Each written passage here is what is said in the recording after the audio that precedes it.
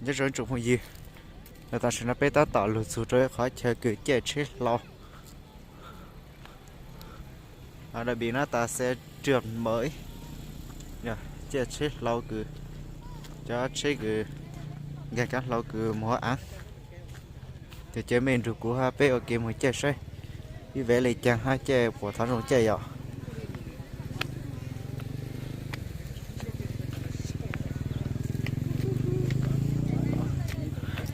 nè chắc kiếm một vả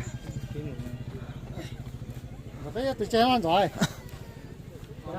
ờ hắn tới kìa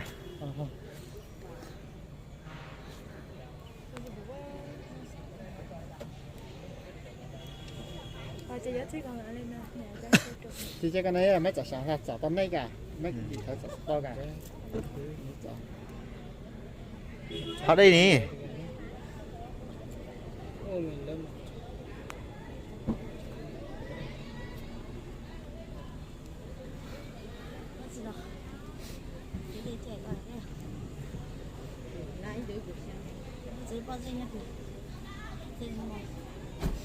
nó che nó bị vậy ô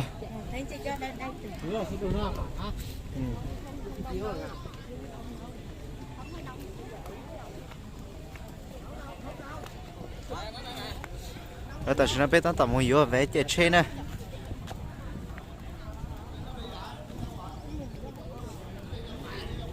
vé trượt thấp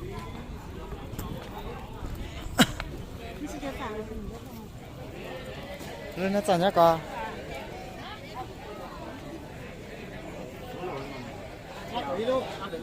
ấy của sang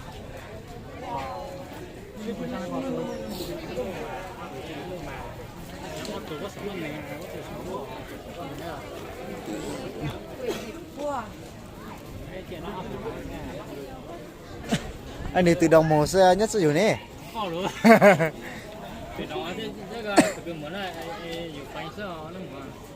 nhiều quay nhiều phanh这翻译中的这想法，这了不切那个不是开有翻译。这放在有这nó bong nó tỉnh được đi. cái này chỉ ta nè chỉ ta thì bố kéo nữa nè, chỉ ta dùng nhá dùng kéo翻đó. thúi trang tay buộc lô. trang chỗ là chè mò cái này tôi sẽ chia ra một thế tua là phải. Nó mù. Nó bị sụp. Nó chén gì đấy, nó xoa cái Cái túi của sao mà. người lớn mình 100 bạc mấy con biết trẻ của. chè mà Của sao này nè.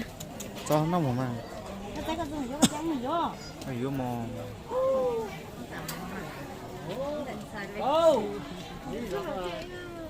Có phải. Mình thấy nhất là hắn thấy cái hắn này.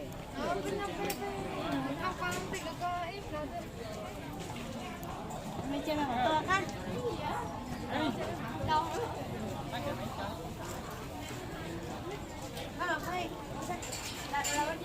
Nào thấy từ nào thấy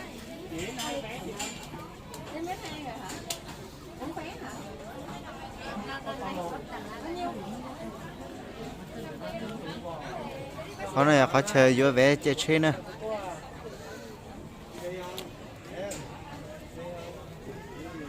các cán trẻ đó Thiên đẻ nó gồm hai chỉ thứ bò đó phải.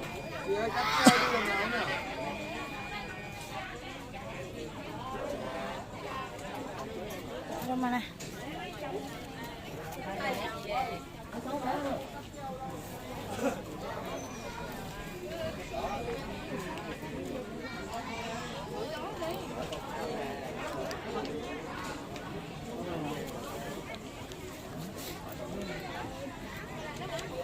nó ta khai lẹ ní Đó.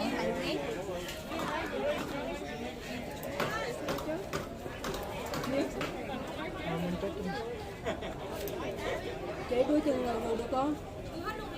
Chứ sao không người ta gửi mình mua rồi chứ. Ai mua vé?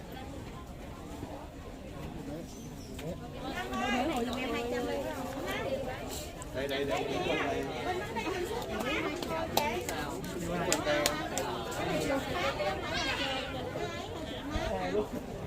không? Ở gì mà từ năm Đây chụp gì vậy? Đứa. ơi.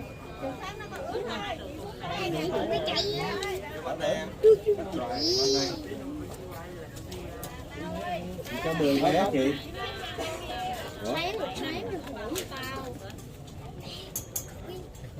Đây 10 vé. Số vé. Qua đây em. Ủa này chụp máy chụp khác. Xe kia này. Xe này gì? Là trường cái đó đúng không? Đây 10 Cho 2 vé đi. Đoàn. Bán 3 vé đi. Hả? 2 vé. Không mà đoàn gia đình. Trời ơi. Nè, đây nè. Có tôm này không? Con 2 vé đi. Được. Rồi, hả?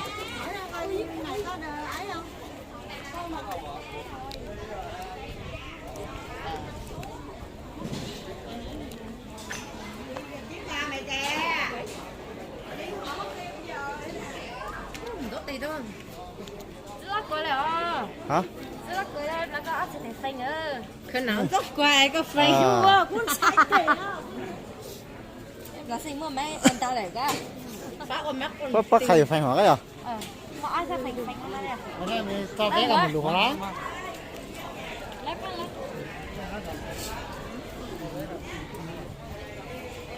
À, tính gì chỉ được. Sao mà cái này nó cái à?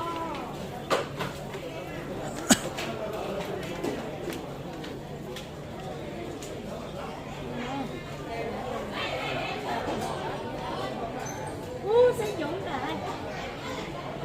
Cho tới thì bây giờ mất tiền tựa này. Bây giờ em mà phải ngày tôm chúng ta nói vậy. Phải còn ra.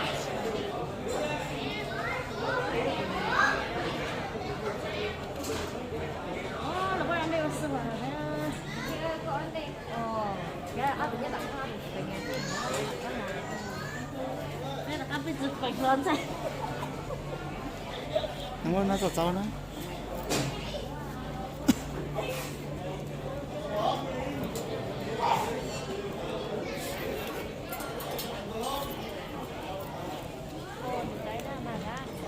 Hả?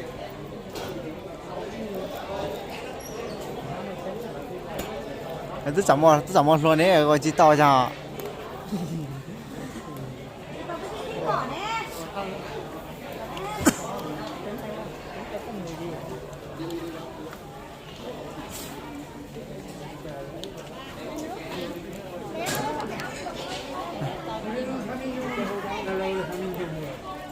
Vậy là cái vé hồi lên lại nha. Dạ.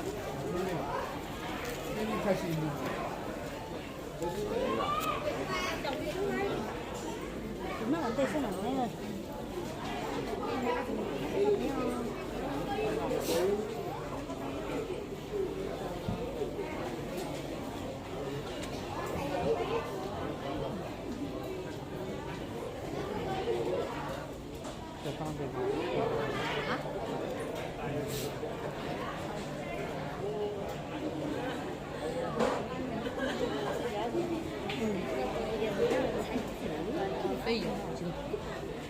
가면서 사진을 못 찍겠네. 이거 움직여야 돼갖고. Là biết chị dùng hết thế còn. Rồi, có thể đừng có đó ra. Tại nên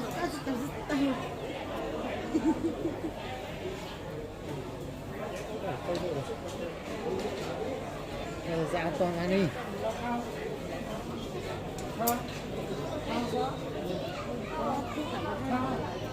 Chia thay là bố.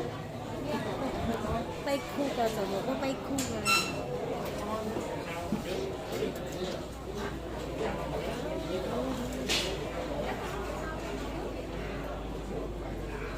Là an toàn không ạ? Áo sự an toàn anh đi. Dạ, tôi biết sao Mà nó chủ cái đó thằng nó cái la cả là.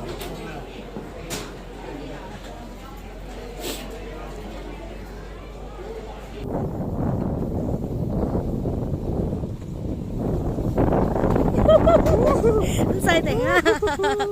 Đến nữa. ơi tôi chạy tới mùi vô tới Ra.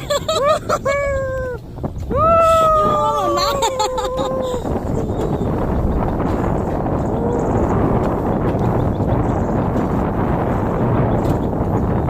Mấy nhìn tôi là coi cái đầu sao là mất tiền.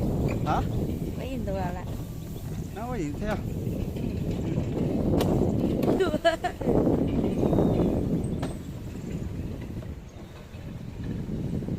nó phải thế nè.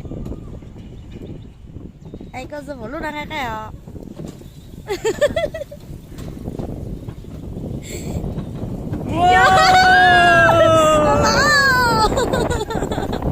Nó tin sai thì là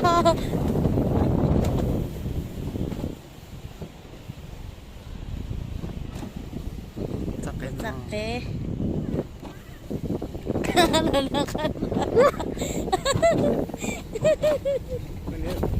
cái chân nó bé sáng sáng luôn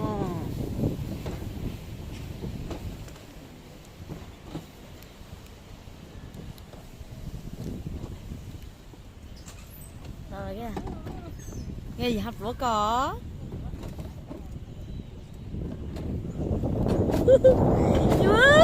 Chạy đỉnh á.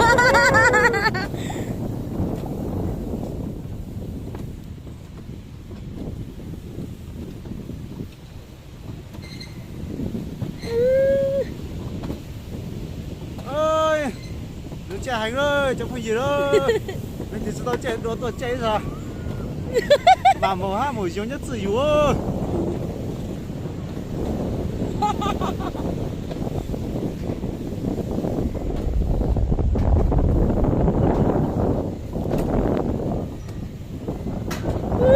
Vô tiểu.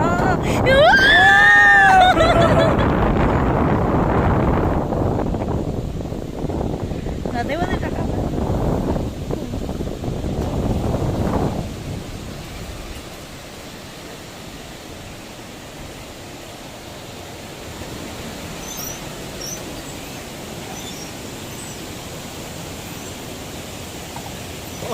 kéo được không kéo Nhớ rồi chứ, tụi nó. Nhiều quá nó. mà một số là không chứ mà một số là Tụi với chết cái hồi đó mà một nén nhiều kéo không?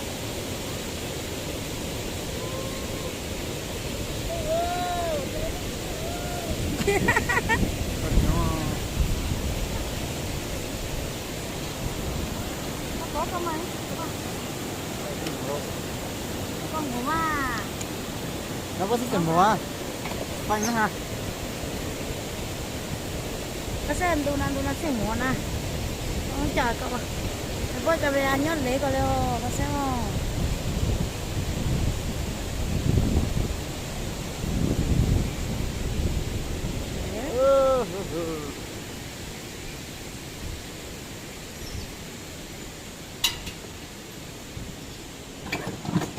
Oh. Lóc bự là bạn à. Tôi sẽ hàng bữa tạc cái gì mà.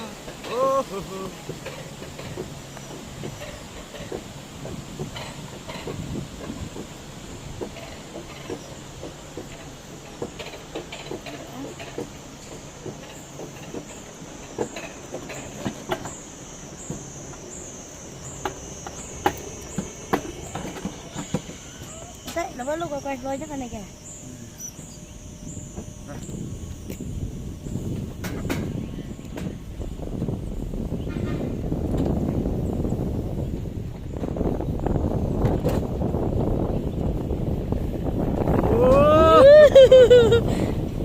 Say na you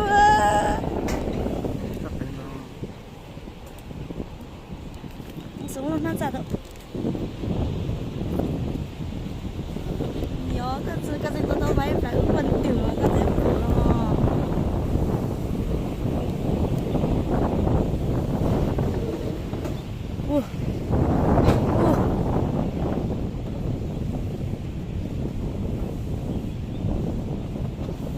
跟谁找分真的？不才好，我跟你讲哦。我知道那个要叫。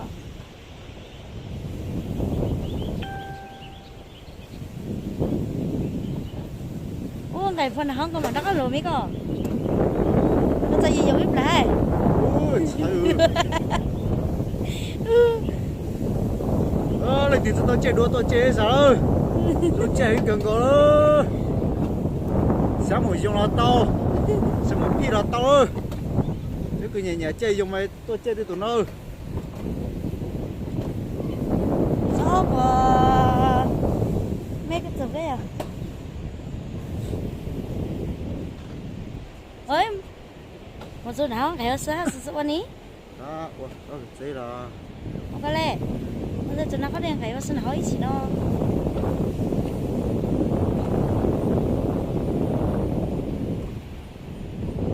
phi tệ kìa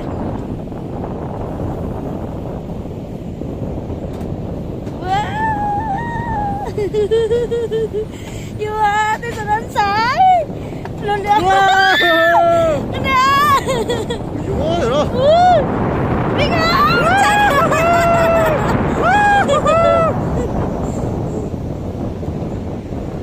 để mà chúng nó có cái sự đâu đi chúng nó có cái sự đi chẳng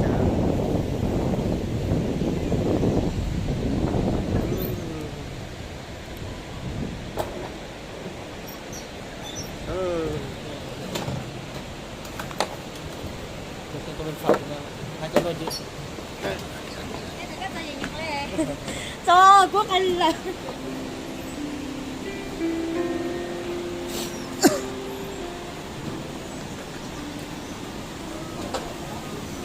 ép là trăm hóa đây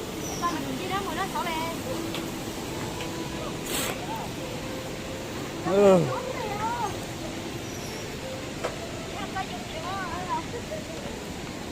Ừ.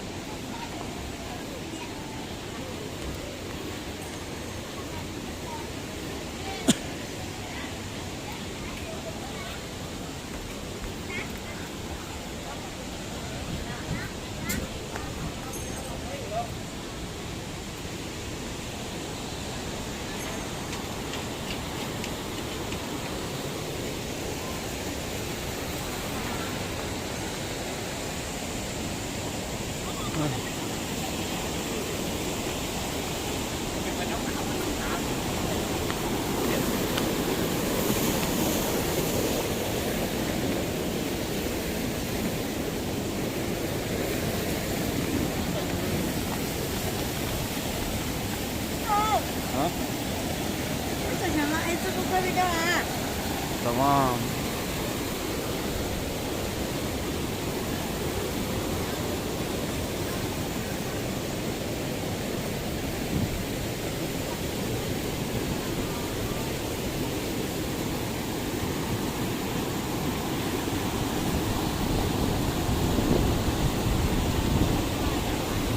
để phải chờ xin mà dùng có hàng nữa chẳng có tiêu không gì đó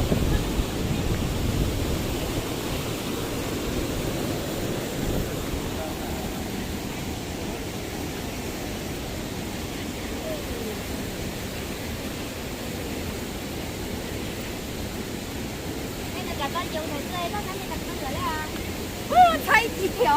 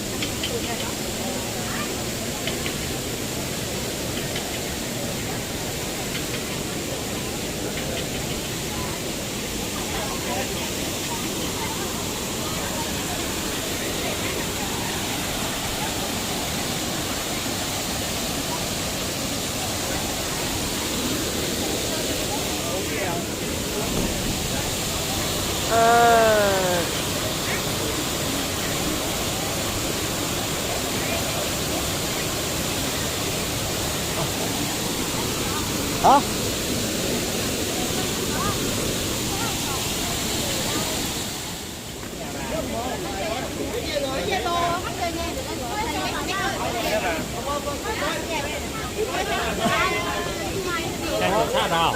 Ờ.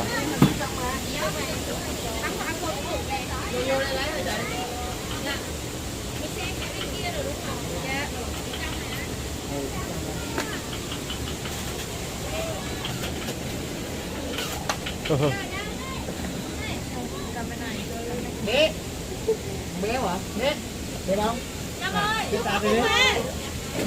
Dạ anh ơi, để em giao cho anh. Phim này có chuyển qua Zalo được không? Dạ được rồi. Trên này là trong web của em nha, cái này là mã số hình nha. Một tiếng xong rồi vào trong web mình đóng mã số hình là mình tải về trên điện thoại nha. Giờ mình tổng cộng hết là mấy tấm hả? Em mấy tấm đi. Em một tấm hả? Đây ra luôn lấy cái này. Dạ, ok. Dạ anh lấy nhận lại gia tấm này ạ. Không. Cái này của em á? Ừ. Mình lấy mấy tấm hả? 1 tấn rồi. Dạ cho em xin 60.000. Anh có 20 không anh? Không có. Nè, em đưa 2 tấm của em nè. Gì thối cho ảnh. Anh ơi, sữa 3 chục. Cái này cà phê sữa đá, cà phê sữa 200. Hai. Cái trang là mua. Không biết tạo à. Cái gì mua? Ồ. Con muốn sư mà. Bây giờ là em để một con muốn thì đâu. Phải cho bên thằng nó không? Đừng có mà. Đúng mà. Tự nhiên này kìa. Bây giờ giờ tôi có thể mua mấy tờ có thể là nó bây giờ rất là bây giờ sai lên mà. Japan à? Nhớ dùng hỏi à? Nè. Thôi nó để nó mấy tờ ấy cháu chứ cái gì nó này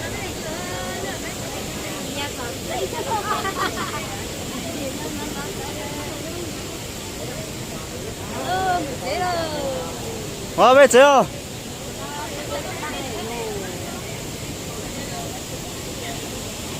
Coi chị lo gì mua máy mà chị bỏ bạc à? để có một lò. Đây mà thằng cái ta chém lo ấy do cái máy sọ của na. Này. Cái họ nó đúng rồi. Nó phải có họ chém đi kìa. Họ sẽ sọ là nó. Quá cái một lì đó.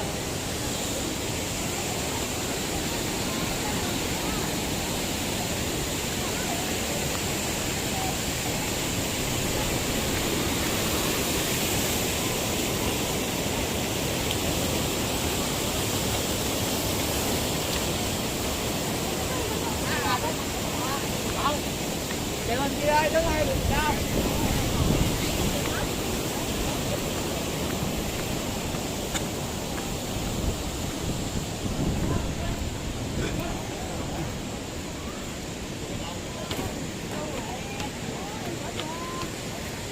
Ăn đi. Có một cái con tì một tỏ này sẽ cứ đủ đó. Đâu là. Ôi trời vui vẻ bà. Cô thó có tờ cho nó nè. Ôi đẹp phong su.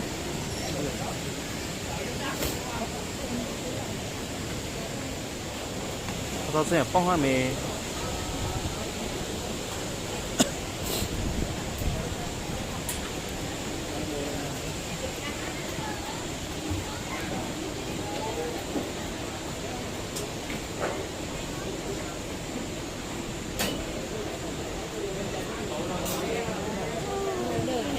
Ô, tạm là tôi. Giờ nó. Cái này chung rồi. Nếu mà con nó tối nhá nó tối kìa. Đi ra tối nào rồi thế? Đi ra tối nào có sao cả? Biết thiệt à? Ừ. Bây giờ biết đó, có chuyện to mà.จะไปจะกันเจ็บตัว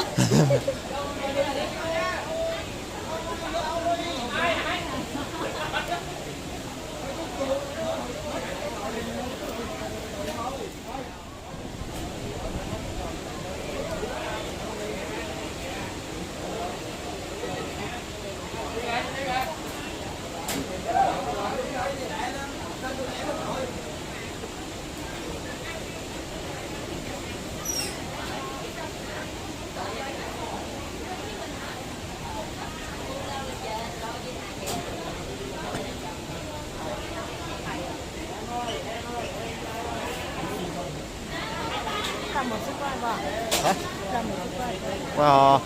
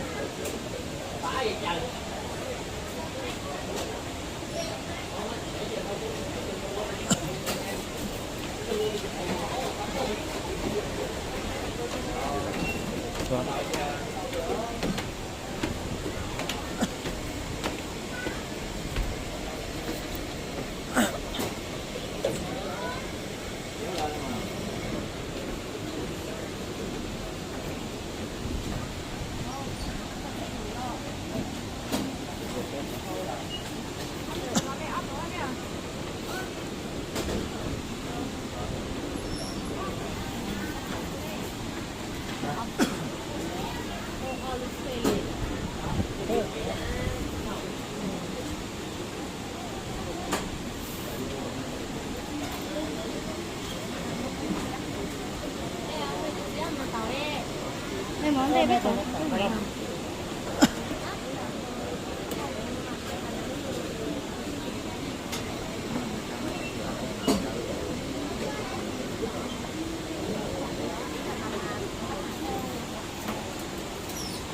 Tao mà chim mà mua.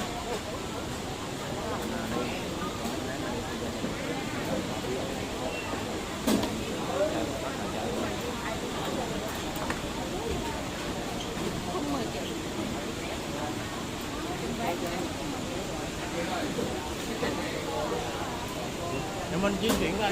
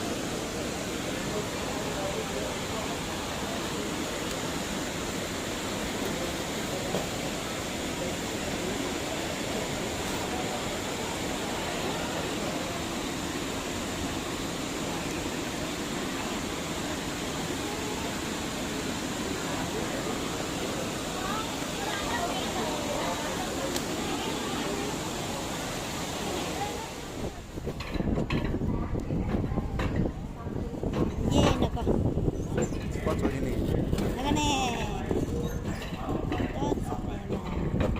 What's up, baby? What's up? Kayo.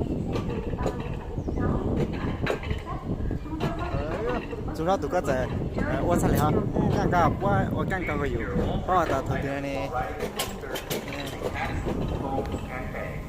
We are not responsible for any item dropped while Đồ xe màu vàng đấy mà cả. Hãy tận hưởng chuyến bay và chúc quý khách có một ngày tuyệt vời tại khu du lịch Nát Katala. enjoy the ride and have a great day at the Datanla waterfall. Tao có mày. chờ lơ ta các bạn đang thấy su chú chân thấy bất rồi ôi thấy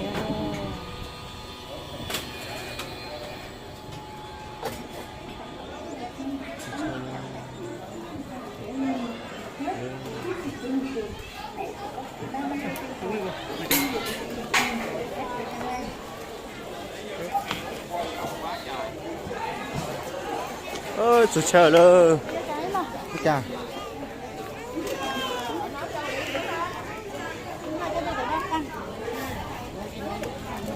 Trang cao bao nhiêu đây? cháu mà nó giấy là chứ Nè, chả số căng chưa? 2 cây này. Rồi.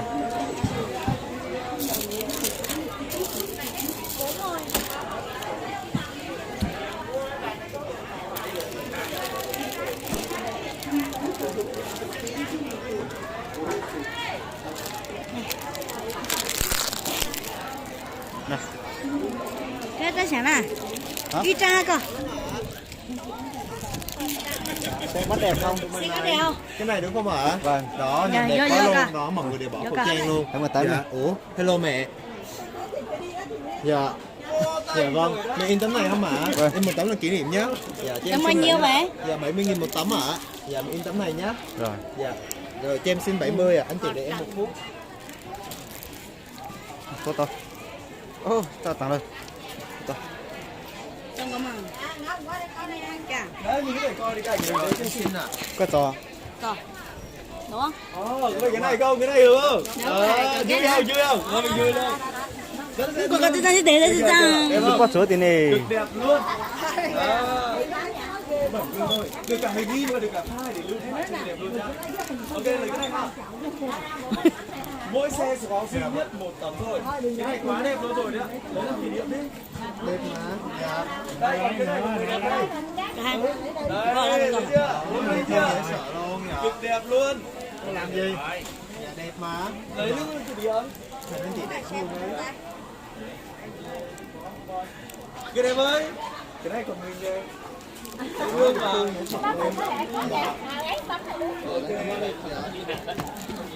Còn cái này cũng phải ra trang web nhá. Cái mã nhá. Lên trang web nhập mã tải về điện thoại. À mình tải được về. Dạ vâng ạ. Đây trang web và cái mã ở đây ạ. Mình không tải được đằng sau có số điện thoại liên hệ mà em giúp đỡ nhá. Dạ. mất chỉ 6 đến 5. Cháu thôi không. Cái giờ thấy chỗ吃点吗？是2.9吗？ ta nếm mò có quá chổi lúc nào trẻ lúc sau nữa trong cái gì nữa biết tôi to ăn thôi bây giờ sẽ còn nó sau thì bây giờ một chế lợi nữa